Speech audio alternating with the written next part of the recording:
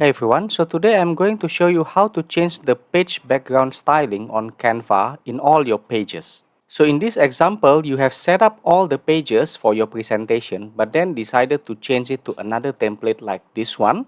So I will show you how to change the page styling into this new style for all your pages. But it really depends on your design templates whether it will work correctly or not. First, we are going to the grid view so that you can view all the pages. And then here you just right click on the desired new template and then you just copy page style. But then this only works on pro or education account. So later on I will show you the second way which does not require this. So you copy page style here and then for your old slides you're going to select all like so and then just right click and then paste page style. It may or may not work according to your desire.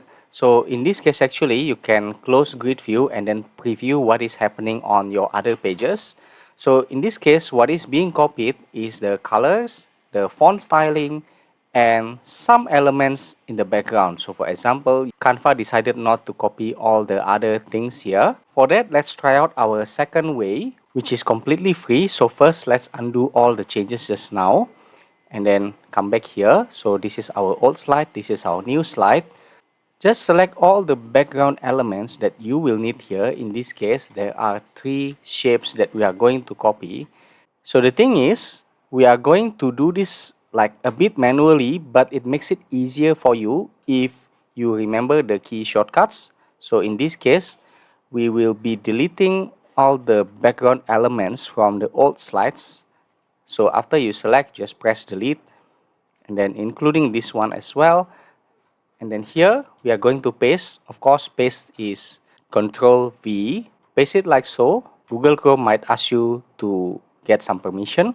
So after you paste, you right click and you might see layer option here, but in this case there's no layers because Canva detected that there is no layering in our elements here in the page. So in case you have something like this, which is a lot of text and then they overlap to each other.